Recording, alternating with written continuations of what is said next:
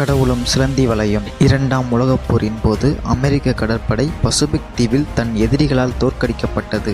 அமெரிக்க கடற்படையில் இருந்த ஒரு இளம் வீரரும் அவனது நண்பர்களும் போர்க்களத்திலிருந்து பின்வாங்கி உயிருக்கு பயந்து ஓடினார்கள். எதிரி வீரர்களும் அவர்களை பின்தொடர்ந்து வந்தார்கள். விரக்தியில் அந்த இளைஞன் இன்னும் வேகமாக ஓடினான்.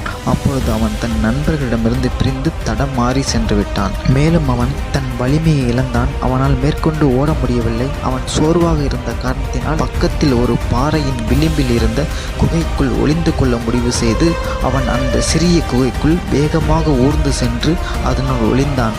ஆனால் அவனுக்கு தெரியும், தற்போது நான் பாதுகாப்பாக இருந்தாலும் தன்னை தேடி வரும் எதிரி வீரர்கள் கண்டிப்பாக அனைத்து குகைகளிலும் தன்னை தேடுவார்கள். அப்பொழுது அவர்களின் கையில் பிடிபட்டு நான் கொல்லப்படுவேன் என்று உணர்ந்தான். அவன் காத்திருந்த போது கடவுளிடம் வேண்டினான்.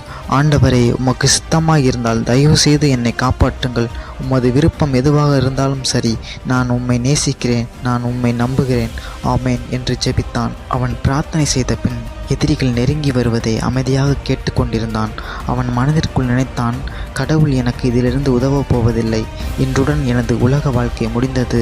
இதுதான் என் வாழ்க்கையின் கடைசி தருணம் என்று நினைத்து கொண்டிருந்த போது ஒரு சிலந்தி அந்த குகையின் நுழைவாயிலில் வலை கட்டத் தொடங்கியதை அவன் கண்டான். அவன் அதை பார்த்து கொண்டே எதிரிகள் தன்னை தேடிக்கொண்டு வருவதை கவனமாக கவனித்து கொண்டும் இருந்தான்.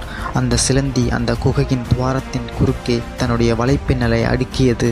அவன் மனதிற்குள் நினைத்தான், எனக்கு தேவை கல் சுவர், ஆனால் கடவுள் எனக்கு அனுப்பியது இந்த சிலந்தியின் வலை. இதன் மூலம் என் உயிரை எப்படி பாதுகாத்துக் கொள்வது என்று எண்ணி மனதிற்குள் சிரித்தான். எதிரிகள் நெருங்கி தான் ஒளிந்திருக்கும் குகையின் வெளியே இருப்பதை தன் மறைவிடத்தின் இருளிலிருந்து பார்த்தான். அவன் தன்னுடைய மரணத்திற்கு தயாரானான்.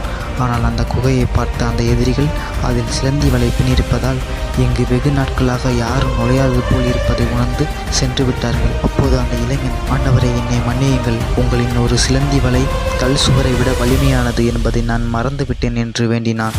ஆமாம், கடவுள் நம்முடன் இருந்தால் சிலந்தி வலையும் கல் சுவராக மாறும். கடவுள் நம்மோடு இல்லை என்றால் கல் சுவரும் சிலந்தி வலையை போன்றது தான்.